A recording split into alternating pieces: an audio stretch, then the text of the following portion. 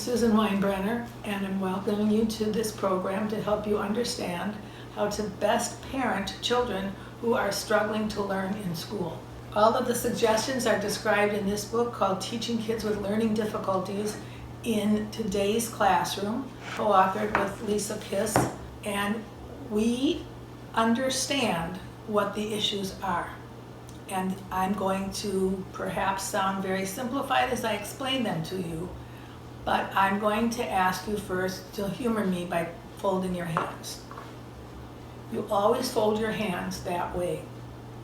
The thumb on top is always the thumb on top. You're comfortable with your hands folded that way. And the feeling of that action will not distract you. Now I want you to open your hands and fold them so the other thumb is on top. Ooh, not comfortable at all. If I asked you to sit here for the rest of this video content with your hands folded that way, the discomfort of your hands folded would make it nearly impossible for you to pay attention to the content of this talk. The same thing is going on in school with your kids who are struggling to learn. Most of the cause of their struggle comes from the fact that teachers, through no fault of their own, have not learned how to teach those kids the way they learn. Most classroom teaching is directed at children who are auditory learners. They learn by listening. They know how to sit still. They know how to analyze information, and they know how to do sequential tasks, and they know how to think logically. The system has always rewarded them for those actions that they can take. What we need is a way to convince teachers that if children are not learning the way the teacher is teaching, that it's up to the teacher to change the method for as many kids as need a different method. So most kids who are struggling are not auditory learners. It's very hard to get them to sit still and listen to anything. Instead, their learning strengths are visual. They can learn by seeing things, by seeing diagrams and pictures. Tactile. It greatly enhances their learning that they can actually touch what they are trying to explore. And kinesthetic, meaning they must move significant amounts of time during every school day. And yet the system does not acknowledge those needs, nor does it provide for them. So if a teacher has ever told you, I don't know how many times I've told Jason to sit still, the answer to that is, you've talked too many times. So what this book does is it empowers teachers to learn how to teach struggling students the same content that other kids are responsible for learning in ways that are visually based and that provide tactile, kinesthetic learning experiences along with visuals that they can look at, get information from, and remember. For example, in reading, when your kids were in the earlier grades, reading depended a lot on phonics, but phonics requires analytic thinking. Kids who are studying phonics, which are the sounds that letters make, have to be able to tell the difference between B and P, and they have to care. That's in isolation. Kids who are visual, tactile, kinesthetic learners are not analytic, they're not sequential, and they are not logical. They are what we call global. They must see and understand the big picture before they're responsible for learning any of the parts. These kids are not interested in that. They would much rather learn them as the first letter of rhyming words, or as a middle letter of words that have that sound in the middle. But they'd also love to learn it in the context of very short sentences that mean something to them. It feels really dumb for them to have to be learning stuff that does not make common sense.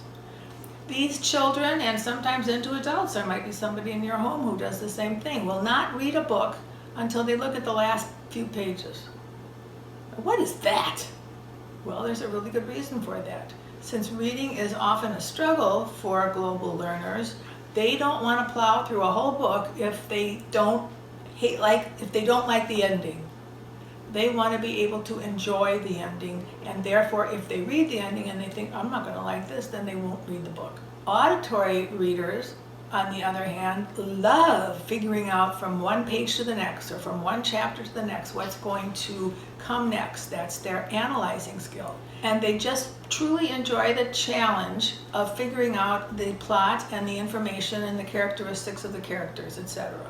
So the way that we compensate for that is when struggling readers are learning to read, they must be learning content that is of high interest to them.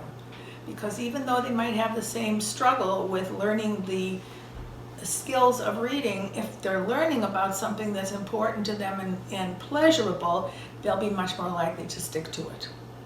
So this book, the LD book, as I mentioned before, is full of all kinds of strategies that teachers can use to make learning more accessible for struggling students.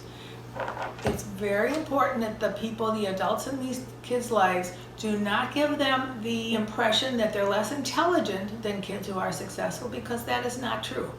What they really are is less lucky than kids who have been successful. Because kids who have been successful have had the miracle of experiencing a match, hands folded in the correct position, between what their skills are and what their methods of learning are and the information that's coming in. Kids who are not doing well in school have not had that experience. Their mental hands are folded the wrong way, and that is what's causing their problems.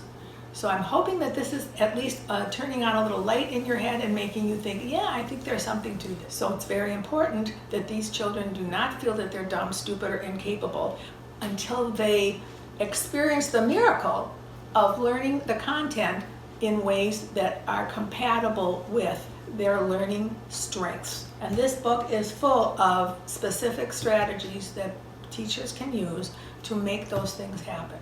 So as you advocate for your child with learning difficulties, make sure that you do not accept an explanation that says he's incapable until you ask whether or not the teacher knows how she could teach to get more successful options, and if she's learning how to use those approaches. You need to educate yourself on this information. It's online as learning modalities or learning styles. And I'll tell you something, while you dig into this, you're going to be learning something about mommy or daddy too, because these kids are generally replicating the same experiences in school that one or more of their parents had. And that is because this is hereditary. It's transferred through genetic means. There's great hope. When they use different methods, kids can really get an aha. In the chapter on math, I described a method called finger multiplication, which you can find on YouTube. Not my version, but somebody else's version. And they can learn how to do the multiplication tables for 6s, 7s, 8s, 9s, and 10s simply by using their hands. And the good news is you can take your hands with you into a state test. So it shows them that if they use a method that's compatible to their strengths, they can indeed master almost anything. Please use the links at the bottom of this presentation and get some more information from my website or the other places that it's linked to. And please educate yourself on how you can find information on the internet and other sources that will help you and your children understand this. My publisher, Free Spirit Publishing, has lots of books that are written for parents of kids with exceptional learning needs and for the kids themselves. So you might want to visit their website, freespirit.com. Thanks for sharing this with me, and I hope you view some of the other videos as well.